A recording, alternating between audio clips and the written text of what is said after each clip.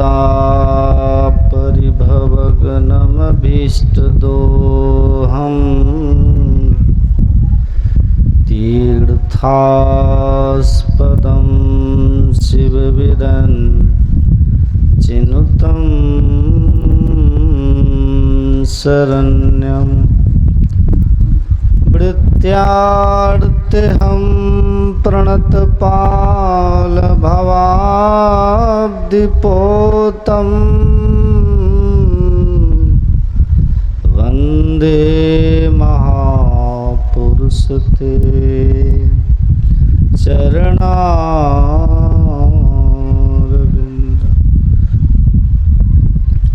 धन्य धन्य सद्गुरु सुखद महिमा कही न जाए।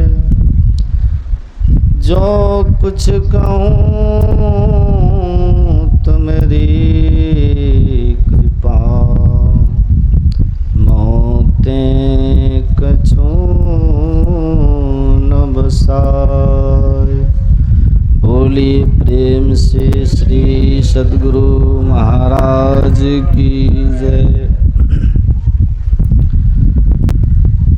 परमाराध्य सद्गुरु महाराज जी के पावन युगल चरणों में बारंबार नमन।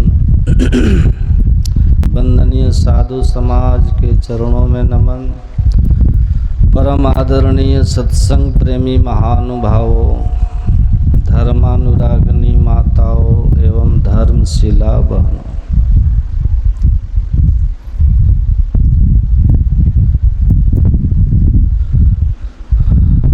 सत्संग में संख्या कम है, लेकिन सत्संग का संचालन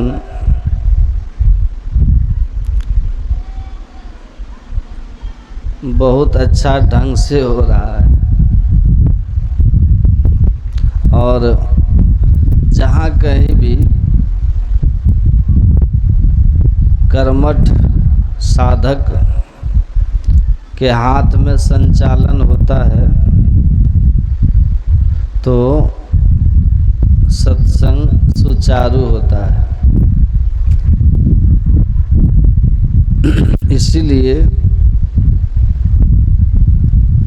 आप लोग संख्या में भले कम है, लेकिन मुक्ति तो सबको अपनी अपनी होनी है, एक एक की, है ना। 1000 साधक हो चाहे 100 हो, मुक्ति सबको अपनी अपनी होगी। ऐसा नहीं है कि 1000 होंगे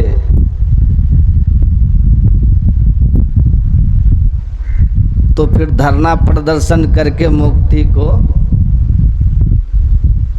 प्राप्त कर लेंगे, या 1000 हमला करेंगे एक साथ तो मुक्ति पर कब्जा कर लेंगे। ऐसा नहीं है, क्योंकि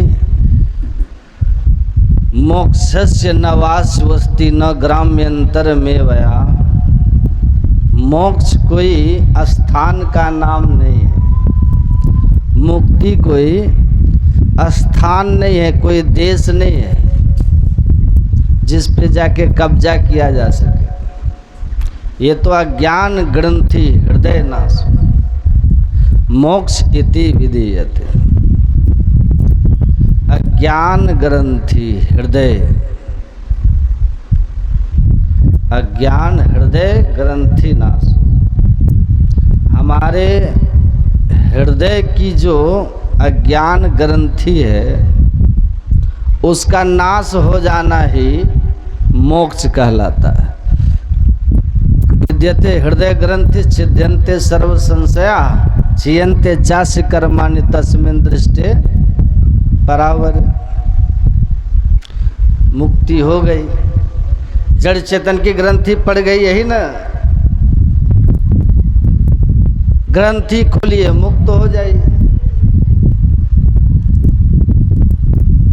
अब खोलने में आप कितना तत्पर हैं, कितना मेहनत करते हैं, कितना लगन है आप में, ये आप पर निर्भर करता है ना।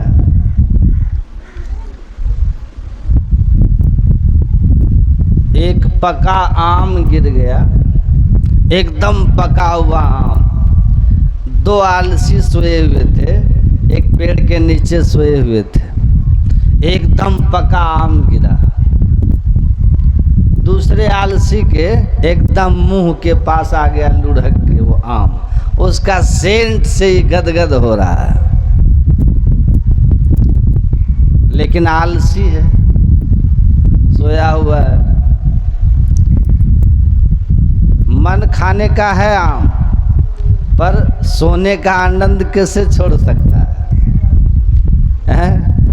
एक लड़के को एक बाबा ने कहा कि ब्रह्म मुहूर्त में उठ करके ध्यान करने में बड़ा आनंद आता है, बड़ा आनंद। तो उस लड़के ने कहा, बाबा ब्रह्म मुहूर्त में सोने में भी बड़ा आनंद आता है। अब बताइए, सोने में भी बड़ा आनंद आता है। तो आलसी है, सोया हुआ है, आम गिर गया है बगल में, सुगंध से एकदम गदगद हो रहा है, जैसे आप लोग सुन सुन के गदगद होते हैं। करने के बारी आती है तो आप लोग जाने, हम क्या जानते हैं, गदगद हो रहा है। पड़ोसी वाले आलसी को कह रहा है कि मेरे बगल में एक बहुत मीठा आम पका गिरा है, थोड़ा उठ करके निचोड़ दो मेरे मुंह में तो आनंद आ जाए। तो बगल में जो सोया हुआ आलसी था, कहा हमको कुत्ता सूंघ के चला गया तो हम भगाए ही नहीं, भगाए ही नहीं, कुत्ता सूंघ के हमारा मुंह पैर चाट चूट के चला गया। अब तुम जो है हमको आम उठ के निचोड़ने के लिए कह रहे हो।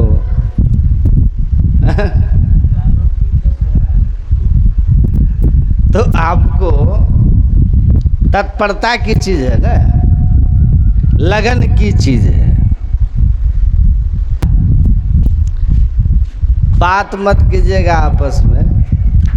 योग, जिस असली योग को नहीं जानने के कारण लगन मुहूर्त का योग देख करके भी हमारे जीवन में मेल नहीं होता,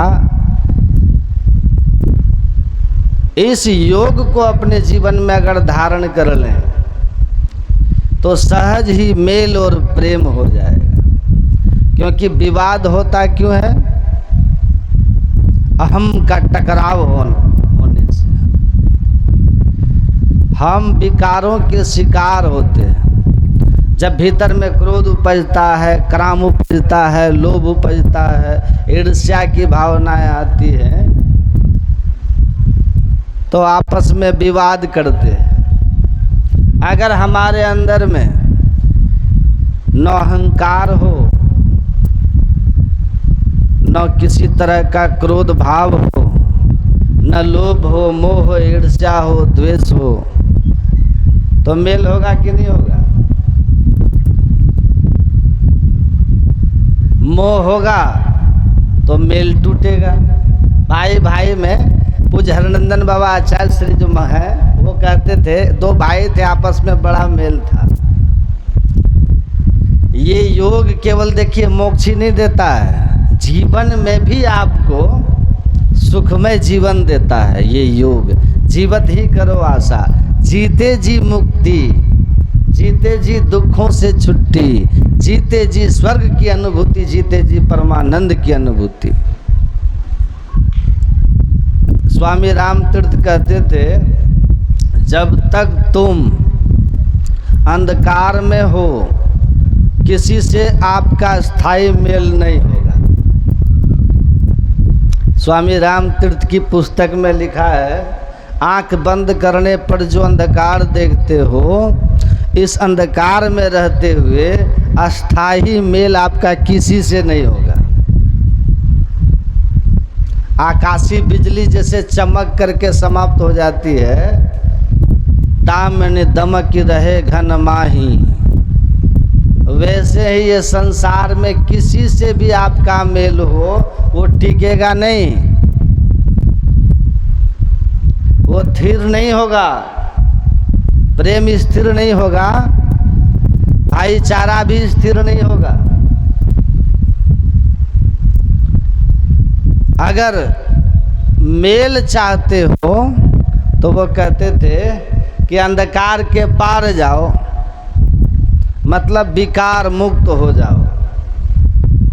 अंधकार में विकार है, काम क्रोध लोभ मोह मद सबकी प्रबलता रहती है, और जिनके हृदय ऐसे विकारों से भरा है वह स्वार्थ में, ईर्ष्या में, नाना प्रकार के विकारों के कारण कहीं स्थिर प्रेम नहीं कर सकता, निस्वार्थ नहीं हो सकता। तो संसार में पूज्याचार्य श्री कहते थे, दो भाई थे, बड़ा प्रेम था, दोनों कमाते थे, बड़ा भाई मालिक था, छोटा भाई सब कमा के बड़े भाई को देता था। अब बड़े भाई भी आज तक पूरी ईमानदारी से दोनों के लिए काम कर रहे थे, जो कुछ भी खरीदा दोनों के लिए, कहीं एक पैसे की बेईमानी शैतानी नहीं की। एक दिन बड़े भाई खेत से एक गन्ना तोड़ करके, ईख तोड़ करके ला रहे थे घर। तो दोनों भाई को एक एक लड़के थे, छोटा भाई छत पे खड़ा था, बड़ा भाई गन्ना लेके आया, और दोनों के बच्चे लगभग 2 साल के अंतर पर थे उम्र में। दोनों दौड़ करके गए गन्ना मांगने, तो बड़े भाई ने गन्ने को 2 भाग किया, 2 को देना है ना, तो गन्ने का जो जड़ भाग होता है ना वो मीठा होता है, जानते हैं ना, और जो ऊपर का हिस्सा होता है छीप जिसको कहते हैं वो फीका होता है। तो उन्होंने क्या किया कि गन्ने को तोड़ा, और जब तोड़ा तो दाहिने हाथ में जड़ भाग था और बाएं हाथ में छीप भाग था, लेकिन भतीजा था दाहिनी ओर खड़ा और बेटा था बाईं ओर खड़ा। तो जड़ भाग भतीजे के तरफ था और छीप भाग बेटे के तरफ था, समझे ना। तो उसने क्या किया कि अपने हाथ को ऐसे करके दे दिया, देख लीजिए बढ़िया से, इस तरह से कर दिया है ना, ध्यान से देख लीजिए और सुन लीजिए। छोटा भाई नीचे उतरा, बड़ा भाई दरवाजे पर आया और कहा कि अभी इसी क्षण बंटवारा हो जाना चाहिए। कहा क्यों, क्या हो गया?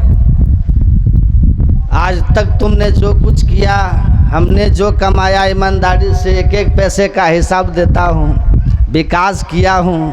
कहा कि अब तक नहीं हुआ लेकिन अब आगे हो सकता है।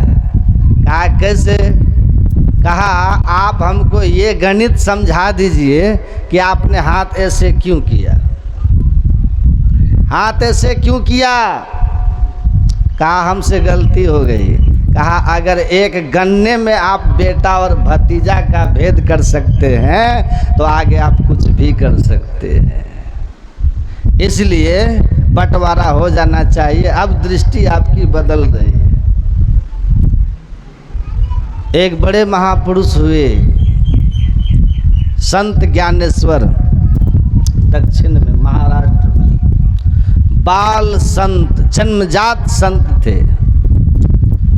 इतने श्रेष्ठ महापुरुष, अद्वैत सर्व खल्विदम ब्रह्म, सब जीव मात्र में ब्रह्म दर्शन करने वाले।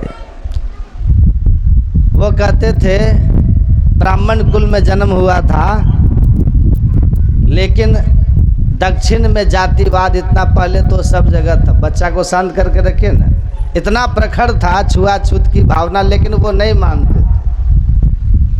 सबको गले लगाना, सबके घर खाना, जिसके कारण जाति के लोग ही बहुत विरोध किया। एक बार एक भैंस जा रही थी, कुछ ब्राह्मण थे, उन्होंने कहा कि तुम कहते हो कि नाम रूप काल्पनिक है, सब में एक ही तत्व है, ब्रह्म तत्व है, तत्व सत्य है, और शरीर जो है वह काल्पनिक है, जड़ है, परिवर्तनशील है। आप आत्म तत्व की दृष्टि से सब एक हैं, तुम कहते हो, कोई भेद नहीं। भगवान कृष्ण भी कहा ना, विद्या विनय संपन्ने ब्राह्मणी गविहस्तनी सुनी च व स्वपाके च पंडिता समदर्शिना। विद्या विनय से संपन्न कोई ब्राह्मण हो, गाय है, हाथी है, चंडाल है, जो ज्ञानी है, सच्चे पंडित हैं, वो सब में समभाव रखते हैं, समदर्शी होते हैं, सब में एक ही ब्रह्म को देखते हैं। तो वो कहते थे सब ब्रह्म के ही प्रकटीकरण है, इसलिए भेद दृष्टि पाप है। ऊंच नीच का भाव रखना ये पाप है। तो एक भैंस जा रही थी तो कहा ब्राह्मणों ने कि ये भी ज्ञानेश्वरी है, ये भैंस भी ज्ञानेश्वर है। संत ज्ञानेश्वर ने कहा समस्त जगत ज्ञानेश्वर, अर्थात एक ही है, ब्रह्म ही है। तो लाठी कस के कहा भैंस को मारेंगे तो तुम्हारा पीठ फटना चाहिए। कहा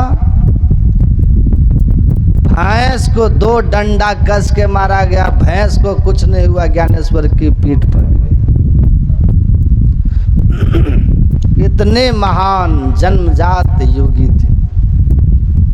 उन्होंने गीता पर एक टीका लिखा है, ज्ञानेश्वरी गीता, बहुत मशहूर टीका है उनकी। महज 21 साल की इस टीका को पूरा करके और 21 साल की उम्र में ही उन्होंने कहा मेरा काम अब हो गया, अब मैं चलता हूँ, और शरीर का त्याग कर दिया संत ज्ञानेश्वर ने। उस गीता के पहला श्लोक जहाँ से शुरू होता है ना, धर्म क्षेत्रे कुरुक्षेत्रे समवेता युयुत्सवः मामका पांडवस्यैव किम अकुर्वत संजय। धर्म क्षेत्र कुरुक्षेत्र में युद्ध की इच्छा से उपस्थित हुए मेरे और पांडु के पुत्रों ने क्या किया, हे संजय मुझे बताओ। धृतराष्ट्र पूछ रहा है संजय से, जो हस्तिनापुर में वेद अभ्यास की दी हुई दिव्य दृष्टि से सब कुछ साफ साफ देख करके और उनको कमेंट्री सुना रहा था। देखिए ज्ञानेश्वर जी कहते हैं सारी महाभारत इसी श्लोक में है। सारी महाभारत, सारा युद्ध, लड़ाई झगड़ा, द्रौपदी का चीर हरण, राज अज्ञातवास, जो कुछ भी हुआ है, सारा का सारा विवाद इसी श्लोक में छिपा हुआ है। किस श्लोक में? आप लोग सुनते नहीं हैं। माम का पांडवाश्चैव, मेरे और पांडु के पुत्र।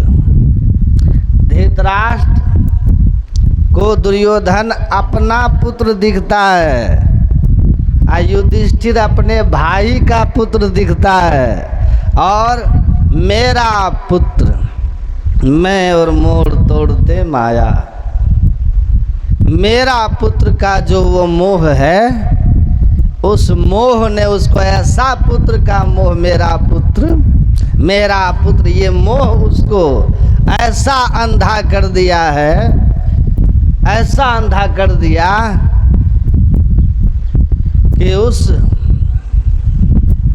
मोह की बंधी हुई पट्टी उसको युधिष्ठिर का कोई गुण देखने ही नहीं देता था।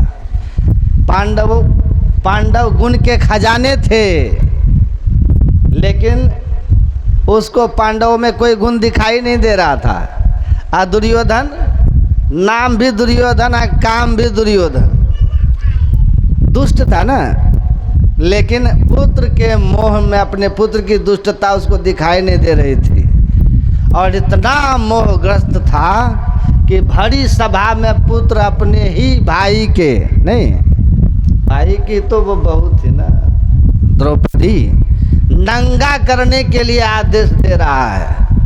अब वो राजा थे, एक बार कह देते धृतराष्ट्र की नहीं ये नहीं होगा, तो ये उसी समय बात खत्म हो जाती। राजा का आदेश था, दुर्योधन के आदेश का कोई अर्थ ही नहीं रह जाता वहाँ राजा के आदेश के सामने। और फिर वो कर भी नहीं कर सकता था, क्योंकि भीष्म राजा की तरफ से खड़े हो जाते, द्रोणाचार्य खड़े हो जाते और मजबूर होकर के द्रौपदी का चीर हरण रुक जाता। लेकिन इतना बड़ा उसको मोह था धृतराष्ट्र को, इतना बड़ा पाप उसका पुत्र कर रहा था, लेकिन तब भी उसको ये दिखाई ही नहीं दे रहा था, दिखाई ही नहीं दे रहा था। इसलिए वेदव्यास जी ने उनको डांटा था कि तुम्हारी ये जो अंधी आंखें है ना धृतराष्ट्र, इससे हस्तिनापुर को कोई दिक्कत नहीं होगी। यद्यपि तुम सिंहासन पर हो, अंधे हो, तुम स्वयं नहीं चल पाते हो, तुम राजा को राज्य की रक्षा का भार होता है, लेकिन तुम अपने अकेले चलने की स्थिति में नहीं हो, रास्ता दिखाने के लिए भी तुमको सहारा चाहिए। तब भी हस्तिनापुर को कोई खतरा नहीं, कोई दिक्कत नहीं, क्योंकि भीष्म जैसे पांडवों जैसे वीर से ये राज्य सुरक्षित है, इसलिए कोई खतरा नहीं। लेकिन तुमने ये अपने विवेक की जो आंख पर जो मोह की पट्टी बांध रखी है ना, पुत्र मोह की, वो हस्तिनापुर के लिए विनाश का कारण होगा, विनाश का कारण होगा। तो हमारे जीवन में सारे विकार, ये मोह सकल व्याधिन कर मूला, अज्ञानता, मोह का अर्थ क्या होता है? अज्ञानता। और अज्ञानता कहाँ होती है? बोलिए ना। बंद अंधेरे कमरे में रस्सी को देख करके आपको सांप सा भ्रम होता है या कि नहीं? और आप डरते हैं कि नहीं डरते हैं? अब प्रकाश अगर है तो वहाँ किसी रस्सी को देख करके सांप लगेगा? वही भ्रम होगा। इसीलिए जब तक आप अंधकार में हैं, आंख बंद किए करके जब तक आपके अंदर अंधेरा दिख रहा है, तब तक आप विकारग्रस्त रहेंगे। आपसे भूल चूक होती रहेगी इस नगरी में, तिमिर समाना भूल भरम, हर बार, एक दो बार नहीं, हर बार कोई न कोई भूल होती रहेगी। उसका फल आपको नरक और दुख के रूप में, अपजस के रूप में भोगना ही पड़ेगा। खोज करो अंतर उजियारी, छोड़ चलो नौ द्वार। खोजिए आप अपने अंदर में किसको? प्रकाश को। और 9 द्वारों से ऊपर उठ जाइए। 9 द्वार से ऊपर उठ के 10वें द्वार में जाइए, अंतः प्रकाश पाइए। कुछ बात महर्षि संत सेवी जी महाराज कहते थे कि जैसे रात में दीपक जलाते हो तो कीड़े फतिंगे आते हैं, उसमें जल करके खत्म हो जाते हैं। उसी तरह जब अपने अंदर में प्रकाश का दिया जलता है तो काम क्रोधादि विकार जो हैं वो ये कीड़े फतिंगे उसमें आकर के जल जाते हैं और हमारा हृदय पवित्र हो जाता है। बोलिए श्री। आप लोगों ने सुना होगा संत के रूप में बड़ी प्रसिद्धि जिन्होंने पाई थी, दुर्भाग्य से आज जेल में बैठे ना संत, आसाराम बापू का नाम सुने हैं ना?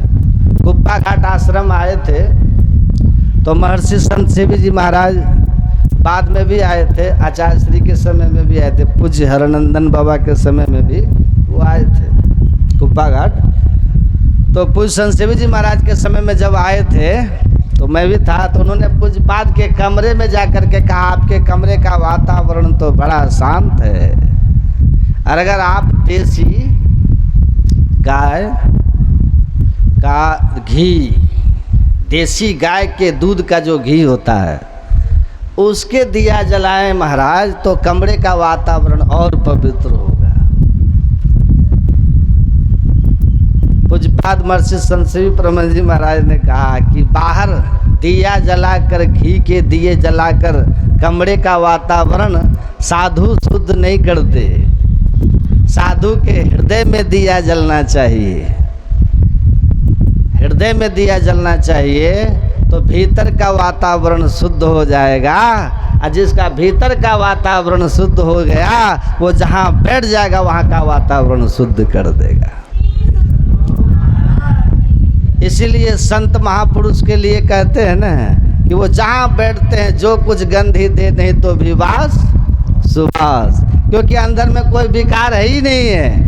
जो भी उसके शरीर से उत्सर्जित हो रही है आभा, उस सात्विक आभा है। उस आभा में आप आएंगे तो सहज शांति आपको प्राप्त हो जाएगी। महर्षि रमन बिना बोले दुनिया में फैल गए। तो उन्होंने कहा कि कबीर साहब ने कहा, अपने घट दिया ना बारू रे, नाम का तेल सूरत के बाती ब्रह्म अगिन उदगारू रे। ये अपने में दिया जलाओ। योग यही है, एक दृश्य टिकड़ी समसरे जाने, योगी कहिए सो। अभी सुन रहे थे ना, अंतर दृष्टि की युगल धारों को एक करके इस अंधकार के वज्र कपाट को तोड़ दीजिए, अंतः प्रकाश हो जाएगा। अंतः प्रकाश में विकार मर जाएंगे। निर्विकार जब आप हो जाएंगे तो संसार से निस्वार्थ प्रेम कर सकेंगे। निर्विकार व्यक्ति ही इस संसार के प्रति निर्विकार प्रेम कर सकता है। हेतु रहित जग जुग उपकारी, तुम तुम्हार सेवक असुरारी। परमात्मा के जो जानने वाले, विकार मुक्त सट विकार जित अनग अकामा, अचल अकिंचन सुच सुख धामा, काम क्रोध लोभ मोह मद मात्सर्य, छह विकारों को जीते हुए संत संसार की कामनाओं से मुक्त होते हैं। अब वो अपने आप में सुख के धाम होते। आप लोग बद्री धाम, केदार धाम, कैलाश धाम, बैद्यनाथ धाम, जगन्नाथ पुरी है वो, और कौन धाम है? गंगोत्री धाम, यमुनोत्री धाम, है ना। बहुत सारे धाम का नाम सुना है, लेकिन सुख का धाम कहीं देखा? सुख का धाम कहाँ है?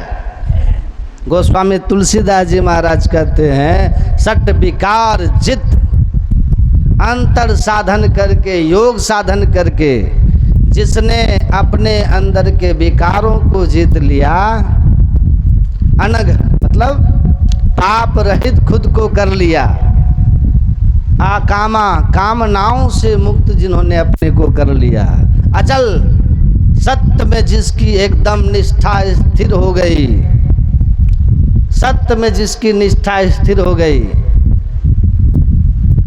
गुरु तेग बहादुर की गर्दन कट गई, लेकिन अपने सत्य के साथ वो खड़े रहे। गर्दन जाने दिया, लेकिन सत्य का संग नहीं छोड़ा। यही है अचल। सुकरात को जहर का प्याला पीना पड़ा, वो पी लिए, लेकिन सिद्धांत से समझौता नहीं किया। महावीर स्वामी, जितने भी संत हुए हैं, कबीर 72 कसनी स्वीकार किए, सत्य को नहीं छोड़ा। अचल अपने सिद्धांत पर निष्ठा और सत्य पर जो अचल है, ऐसे संत एकमात्र सुख के धाम होते हैं। उनके पास आकर के ही आपको सुख मिलेगा। और उनकी बताई हुई युक्ति से जब आप साधन करने लगोगे तो भजन में होता आनंद, आनंद आपके अंदर में आनंद बढ़ने लगेगा, सुख बढ़ने लगेगा। अब बढ़ते बढ़ते एक दिन आप परमानंद को पा लीजिएगा। इसीलिए ये जो योग है ना, इसका ज्ञान केवल संत बताते हैं और बड़ा कठिन नहीं है। राज योग है। आपने सुना है, योग मह योगी, राज मह राजा, जोग मह जोगी, तप मह तपेश्वर, गृहस्थ मह भोगी, ध्याय ध्याय भक्त सुख पावा, नानक तिस पुरुष का किनंत न पावा। नानक सतगुरु भेटिया पूरा होवे जुगति, हसन दिया खेलन दिया खानन दिया पहनन दिया, अब पीछे होवे मुक्ति। ये ऐसा सहज योग है, राज योग है, श्रेष्ठ योग है और सबसे होने वाला है। तो इसीलिए हमारे गुरु महाराज जी कहते हैं, आप को परमात्मा को पाने का साधन है ये योग। इसका ज्ञान हो जाए तो आपका कल्याण हो जाएगा। सबसे श्रेष्ठ भगवान कृष्ण का तपस्वी भी धिको योगी, ज्ञानी भ्योपी मतोधिकः, कर्मे भ्रष्टाधिको योगी तस्मात् योगी भवार्जुन।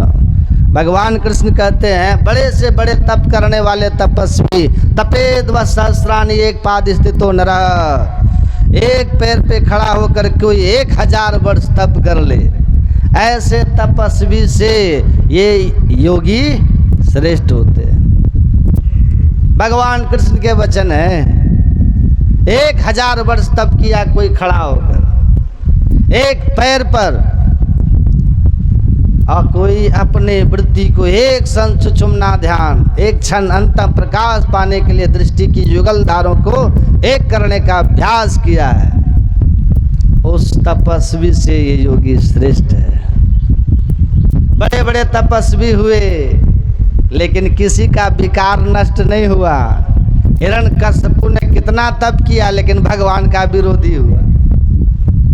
रावण ने गर्दन काट काट के भगवान को चढ़ा दिया, सब तपस्या किसने किया?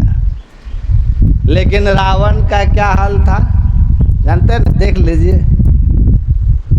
अभी आप पढ़िए ना, वो क्या बोलते हैं वाल्मीकि रामायण, उनके वाल्मीकि जी ने रावण के बारे में बहुत लिखा है। ऐसे कामी पुरुष थे कि जिसका वर्णन इस मन से नहीं किया जा सकता। तो तप कैसा था रावण का? भस्मासुर का ऐसा तप कि भगवान शिव को प्रत्यक्ष करके वरदान क्या मांगा, जिसके सिर पर हाथ रख दे वो जलकर भस्म हो जाए। देखिए, दूसरे का नाश करने की बात कौन सोचेगा? जो भिखारी होगा वही ना। और ऐसा उसने क्यों सोचा कि पहले भोले बाबा को ही भस्म कर दें? क्योंकि पार्वती को प्राप्त करने की उसके अंदर भावना थी, काम विकार से पूरी तरह शिकार हो चुका था।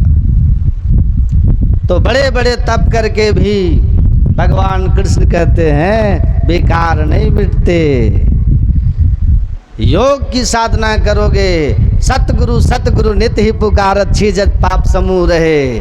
जैसे गुरु के दिए हुए मंत्र को आप जपना शुरू कर देते हैं, आपके अंदर के विकार हटते चले जाते हैं। गुरु नानक देव कहते हैं मुत पलिती कपड़ा हो ले साबुन दे सो धोई, बड़ी मति पापा के संग सो धोवे नावे के रंग।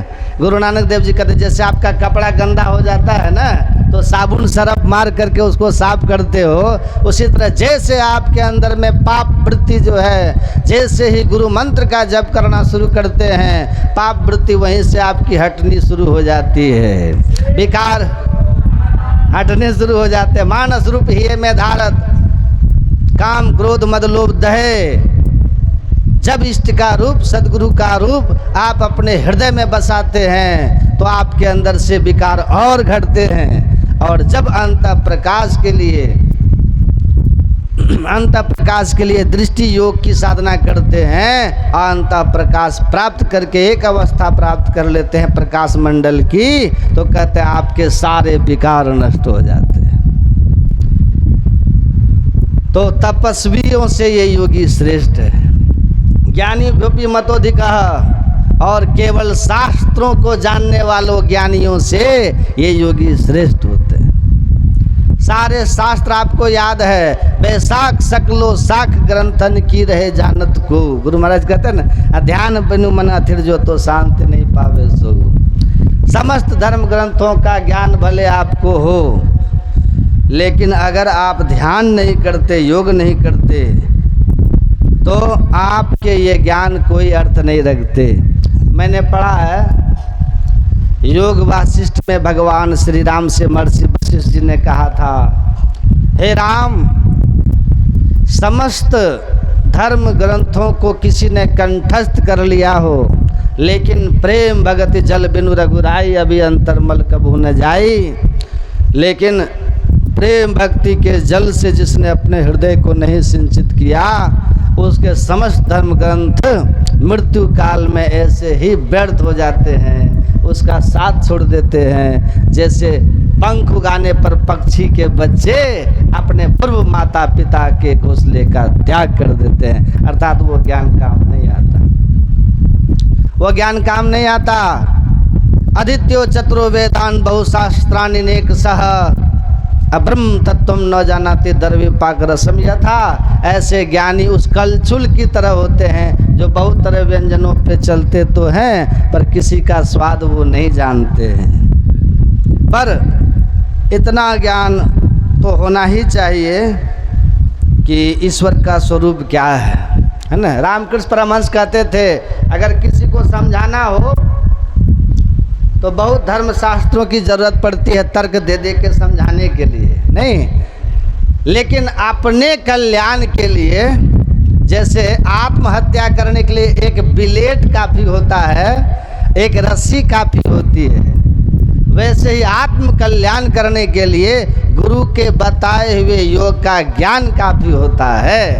अगर शिष्य गुरु द्वारा प्रदत्त ज्ञान का आदर करे और उसको अपने जीवन में उतार ले, भले वेद पुराण वो नहीं जानता फिर भी उसका परम कल्याण सुनिश्चित है। तो इसीलिए कहा कि धर्म शास्त्र बहुत याद है, लेकिन अगर सदगुरु की सदयुक्ति से योग साधन नहीं करते तो वो कहते हैं ऐसे ज्ञानियों से योगी बहुत श्रेष्ठ होते हैं, बहुत श्रेष्ठ होते हैं। इसलिए इस योग को अपने जीवन में अपनाइए तो वो परमात्मा के पास जाते हैं। तो माता जी इस दुनिया से गई तो उसके लिए हम लोगों को अफसोस नहीं कराना चाहिए। साध मुँहे क्या रोइए जो अपने घर जाए, रोइए सागट बापरे जो हाटो हाट बिकाए। अपने आत्मा को सही दिशा देकर, जीवन को सही दिशा देकर जो आत्मोन्नति की ओर जो गया हो, इस योग को जो अपनाया हो, उसके लिए क्या अफसोस करना। तो रोइए उनके लिए जो देव दुर्लभ मनुष्य शरीर प्राप्त करके और कुकर्म में रह करके अपने जीवन को, अनमोल जीवन को हाथ से निकाल दिया। अब की चूक माफ न होगी दुल्हन अचल मुकाम। तो मैं उनके प्रति श्रद्धा अर्पित करता हूँ और गुरु महाराज से प्रार्थना करता हूँ कि उनको अपनी शरण में रखे, शांति उनके जीवन में मिले। और उनके परिवार के जो दो भाई लोग हैं, जो नाम क्या है हम तो नहीं जानते, हाँ, कैलाश और सुरेश जी, इनका जीवन भी सुखमय शांतिमय हो जाए। और बच्चों को आपस में मिल के रहना चाहिए, भाइयों में मेल में रहेंगे तो बहुत मेल है, बल है। आप बेमेल होके रहेंगे तो बहुत कमज़ोर हो जाएंगे, है ना। इसीलिए मेल में रहिए। देखिए 5 भाई पांडव में आपस में मेल में थे, आज 100 कौरवों में मेल नहीं था। कौरवों में विजय किनको मिली? पांडव को। देखिए एक तो धर्म पर थे और दूसरा मेल में थे। तो सत्य पर चलिए, मेल से रहिए, सुखी रहिएगा। इन्हीं शुभकामनाओं के साथ आप सब के लिए भी मेरी शुभकामना। बोलिए श्री सद्गुरु।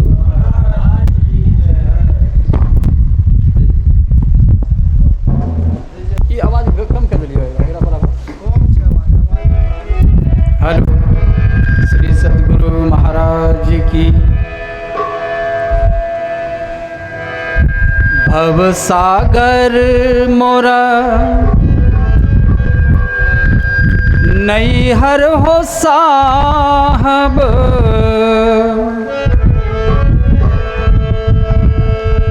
निर्गुण मोरा ससुरार।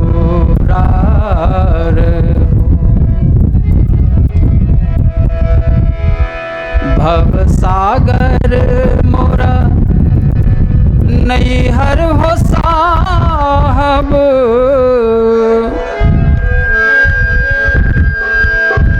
निर्गुण मोर ससुरार है। आवत बटिया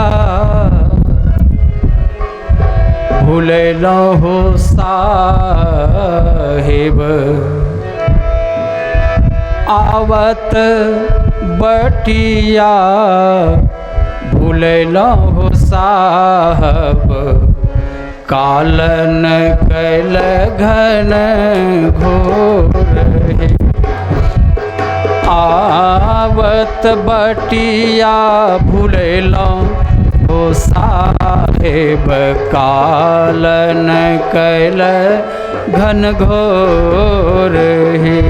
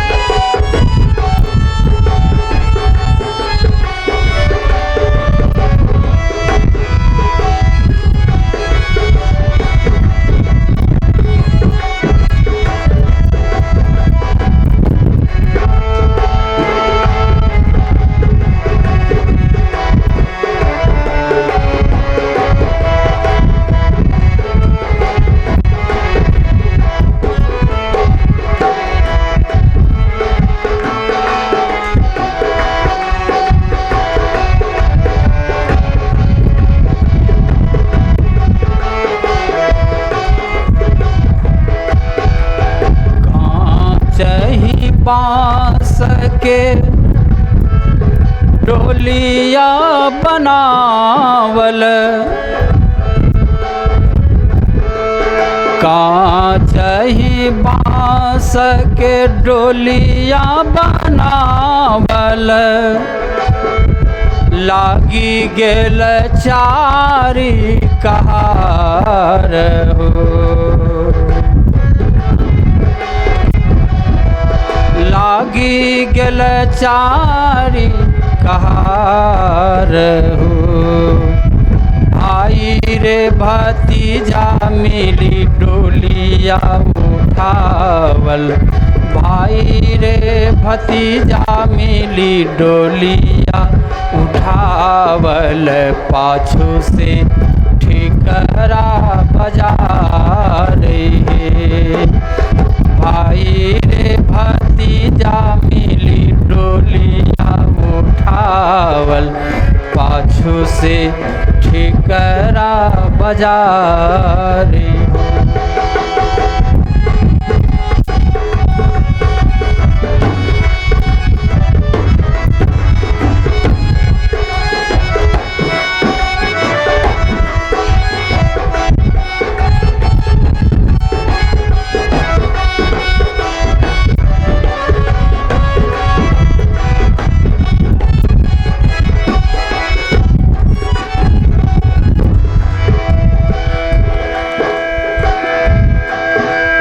नाया बर्तन कर आछिया खनावल,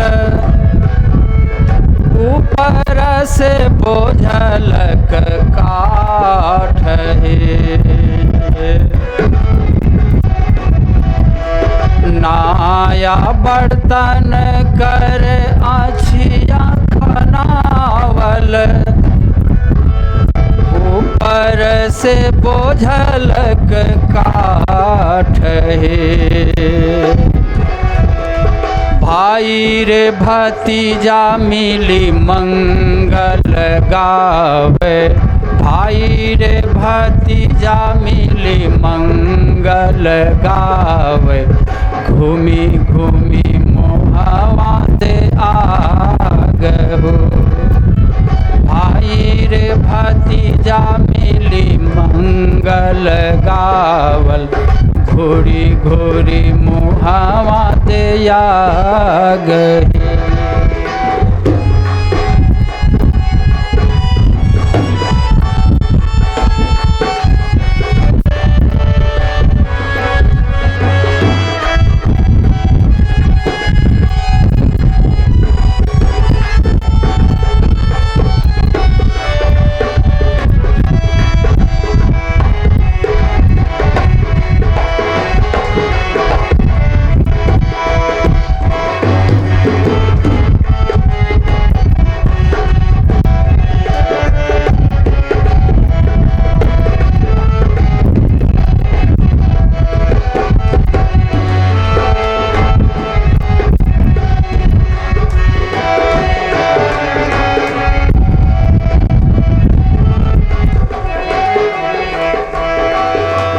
एक कोस गेलर हंसा, दूही कोस गेलर, घूरी घूरी देखे छही बाट रे। एक कोस गेलर हंसा, दूही कोस गेलर, उलटी निहार छही बाट रे। वह जे जर छ रामा हमरो मंदिरवा, वह जे जर छ रामा हमरो मंदिरवा, जहाँ काटला दिन रात हो। वह जे जर छ रामा हमरो मंदिरवा, जहाँ काटला दिन रात है।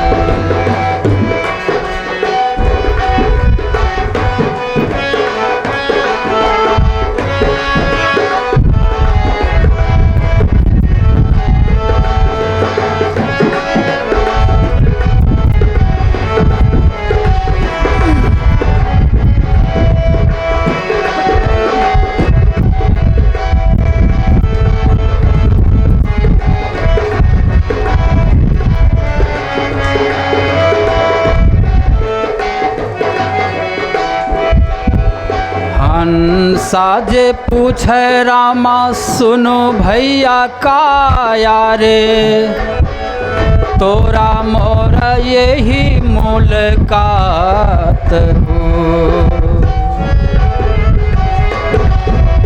हंसा जे पूछे रामा सुनो भैया काया रे, तोरा मोरा यही मुलाकात हो। हम उड़िए जेबै विधिपुर पाटन, हम उड़िए जेबै विधिपुर पाटन, तहूँ जरिए होयब खाक हो। हम उड़िए जेबै विधिपुर पाटन, तहूँ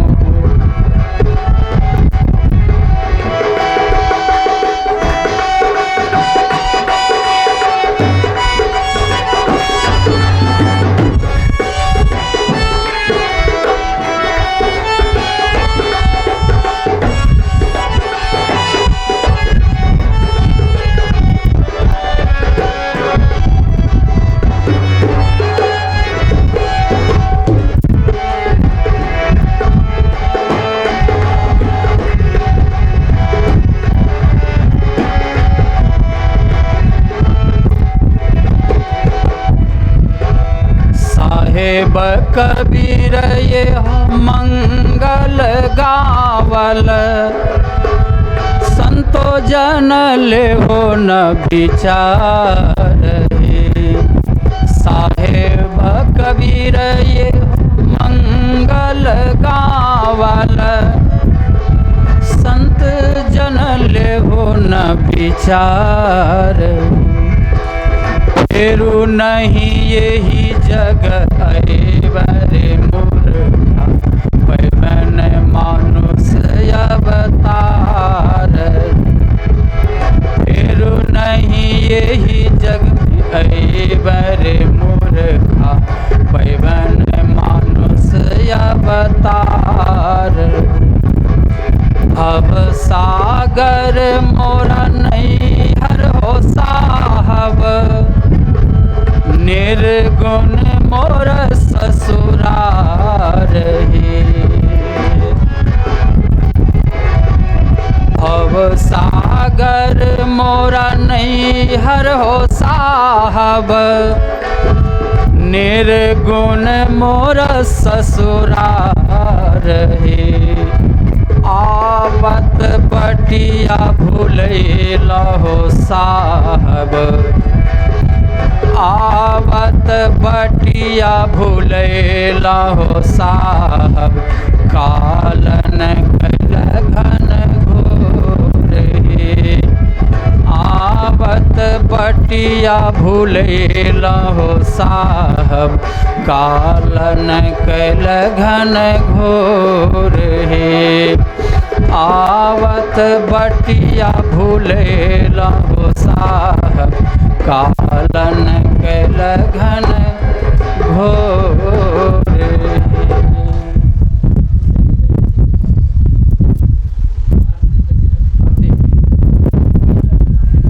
आरती संग सतगुरु के जय अंतर ज्योत होत लखली जय। पाँच तत्व तन अग्नि जराई,